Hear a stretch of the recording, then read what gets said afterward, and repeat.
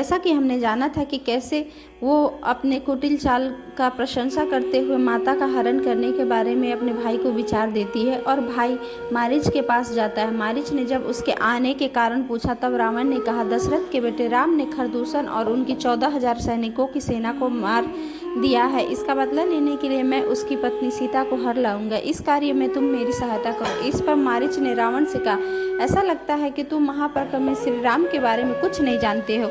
वे मूर्तिमान, धर्म हैं और संपूर्ण जगत के राजा हैं। उनसे शत्रुता लेना मृत्यु को ललकारना है। वर्षों पूर्व में जब विश्वामित्र ऋषि को उत्पीड़ित कर रहा था तब उन्होंने एक ही बाण से सुबाहु को मार डाला और दूसरे बाण से मुझे 100 योजन दूर समुद्र में फेंक दिया। और उस समय वे एक बालक थे। यदि तुम सीता जी का अपहरण करोगे तो तुम अपने साथ ही पूरी राक्षस जाति का विनाश कर दोगे। लेकिन रावण ने मारीच की एक न सुनी और उसे फटकारते हुए कहा, यदि तुम इस कार्य में मेरी सहायता करने से इनकार करोगे तो मैं तुम्हें मार डालूंगा। यह सोचकर रावण ने उसके हाथों मरने के बजाय श्री राम के हाथों मरना उचित समझा और वो कुटिल योजना का सहयोगी बन गया। दोनों शीघ्र श्री राम के आश्रम पास आए और रावण के कहने पर मारीच एक अत्यंत सुंदर स्वर्ण मृग रूप धारण कर उसके आश्रम के द्वार पर विचरने लगा। पुष्प चयन करती हुई सीता जी ने मृग को देखा, बड़ी विस्मित हो और प्रसन्न हुई। उन्होंने श्री राम को पुकारते हुए कहा, शीघ्र आइए और इस अद्भुत मृग को देखिए। मृग को देखकर लक्ष्मण को संदेह हुआ कि यह मृग कहीं रूप में मारीच राक्षस है, पर सीता जी श्री राम ने उस मृग को पकड़कर लाने के लिए बार बार अनुरोध करने लगी। मृग को देखकर श्री राम ने कहा, लक्ष्मण सचमुच इसका रूप अत्यंत सुंदर है। सीता की प्रसन्नता के लिए उसे अवश्य ही पकड़ना होगा। यदि यह मारीच राक्षस है तो मैं भी उसका वध करना ही चाहिए। जब मैं वापस न लौटूं तुम बड़ी सावधानी से सीता की रक्षा करना। यह सुनकर श्री राम ने उस मृग के पीछे चल दिए और स्वर्ण मृग कोई नहीं मारीच था। यह तीव्र गति दौड़ते हुए पीछा करते हुए श्री राम का आश्रम से दूर घने जंगल में ले गया। अंत में श्री राम ने उसे मारने के निश्चय करके एक तेजस्वी बाण चलाया जिससे मारीच के शरीर को चीर डाला। मरते हुए सीता जी को पुकारा और लक्ष्मण, हाँ लक्ष्मण, अपने भ्राता की रक्षा करने के लिए शीघ्र ही जाने के लिए सीता माता कहती हैं। लोकों के देवता, दानव, राक्षस ये सब मिलकर भी श्री राम को परास्त नहीं कर सकते। अतः आप चिंता छोड़कर शांत हो जाए माता। फिर भैया, मैं आपकी रक्षा का भार मुझे सौंपा है, इसीलिए मैं आपको अकेला छोड़कर नहीं जा सकता। यह सुनकर सीता जी ने क्रोधपूर्वक लक्ष्मण को अनेक कठोर वचन कहे। लक्ष्मण ने इन बातों को सह न सके और सीता जी को प्रणाम कर भ्राता की खोज में चल गए। इस तरह अब रावण को मौका मिल गया और सन्यासी का वेश धारण करके सीता के समीप आया। सीता जी ने एक सन्यासी को आया देख उसका अतिथि सत्कार किया, उसे खाने के लिए फल फूल दिए। अब रावण ने सीता जी को उनका परिचय पूछा। सीता जी का यथा योग्य उत्तर दिया। इसके बाद सीता जी ने अपना परिचय पूछे जाने पर रावण से यथार्थ परिचय देने को कहा। मैं राक्षसों का राजा रावण हूँ। मैं चाहता हूँ कि तुम मेरे साथ मेरी राजधानी लंका को चलो, मेरी पटरानी बनो। यह सुनकर सीता जी ने क्रोधित होकर कहा, अभागे राक्षस, तेरा इतना साहस कि तू रघुनाथ जी की प्यारी पत्नी का अपहरण करना चाहता है। निश्चय ही मृत्यु तेरे निकट आ गई है। वन में रहने वाले सिंह और सियार में, समुद्र और छोटी नदी में चंद मिश्रित जल और कीचड़ में जो अंतर है वही अंतर दशरथ नंदन श्री राम और तुम में है। इस पर रावण ने क्रोधित होकर अपना स्वाभाविक विकराल रूप धारण कर लिया।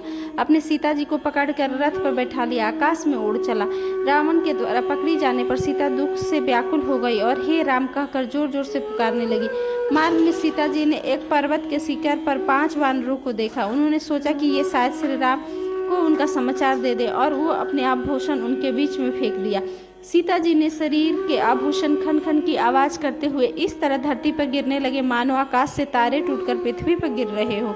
इस तरह सीता जी के विलाप करते हुए हे राम, हे लक्ष्मण कहकर पुकारने पर उसी समय वहाँ पे वृक्ष से जटायु जी देखते हैं और बैठे हुए गिद्ध जटायु को देखा और क्रंदन करते हुए अपने रावण के द्वारा अपहरण होने की समाचार श्री राम को देने की विनती की। जटायु ने जब रावण और सीता को देखा, रावण को युद्ध करने के लिए ललकारा। रावण और जटायु एक दूसरे से भयंकर प्रहार करने लगे। जटायु का शरीर बहुत ही घाव कर दिया। अंत में रावण ने अपनी चंद्रहास तलवार से जटायु के पंख काट डाले। जटायु असहाय होकर पृथ्वी पर गिर पड़े।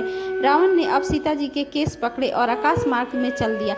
समुद्र को पार करके रावण ने अपनी लंका नगरी में प्रवेश किया। शोक में डूबी हुई सीता जी ने उसे अपने अंतपुर में रख दिया और यह भयंकर आकार वाली राक्षसियों को बुलाकर आदेश दिया कि सीता जी को मोती, स्वर्ण, वस्त्र आदि जिस जिस वस्तु की इच्छा हो वह तुरंत दी जाए और पर उन्हें किसी भी से भी मिलने ना दिया जाए। इसके बाद भी सीता जी को बलपूर्वक अपना सुंदर महल दिखाया। वहाँ सोने, चांदी, नीलम, जटिल अनेक सुंदर खंबे हैं, सोने की सीढ़ियाँ थी, हाथी दांत, चांदी की खिड़कियाँ थी। पर यह सब देखकर सीता जी अधिक शोकाकुल हो गई और लुभाने में रावण असफल रहा। अंत में उन्होंने सीता जी से कहा, मैं तुम्हें पूरे 1 साल का समय देता हूँ। इतने समय बाद यदि तुम मेरी बात नहीं मानी तो तुम्हारे शरीर के टुकड़े टुकड़े कर दिए जाएंगे। यह कहकर रावण ने कुछ भयंकर राक्षसियों को आज्ञा दी कि सीता जी को अशोका वाटिका में ले जाकर रखा जाए और चारों ओर से घेर कर उनकी रक्षा की जाए। इधर मारीच का संहार करके श्री राम आश्रम लौटे। मार्ग में ही उन्हें लक्ष्मण आते हुए दिखाई दिए। जब दोनों मिले तब श्री राम ने लक्ष्मण ने सीता जी को अकेले छोड़कर आने का कारण पूछा। लक्ष्मण ने समस्त कष्टदायक घटनाओं का वर्णन किया जिनके कारण उनके बाध्य होकर आना पड़ा था। उसे सुनकर राम को आशंका हुई कि यह तो सीता को कोई हार ले गया अथवा वह मारी गई। दोनों भाई शीघ्रता से आश्रम पहुंचे। पूर्व अनुमान के अनुसार सुना पाया श्री राम प्रयत्न पूर्वक सीता जी को वन के चारों ओर ढूंढा पर कहीं न पता लगा। फिर वे अपनी भुजाओं को उठाकर सीता जी का नाम लेकर जोर जोर से पुकारने लगे, किंतु जनक नंदिनी उन्हें दिखाई न पड़ी। आगे लक्ष्मण उन्हें धैर्य धारण करने को कहा। श्री राम ने तब लक्ष्मण की गोदावरी नदी के तट पर सीता जी की खोज करने को कहा, पर वहां भी लक्ष्मण को सीता जी नहीं मिली। इस तरह यह भाग संपन्न हुआ। फिर श्री राम जी और जटायु जी का मिलन होता है और आगे हम फिर जानेंगे इस कहानी का अगले एपिसोड में इस कहानी का अगला भाग जानेंगे।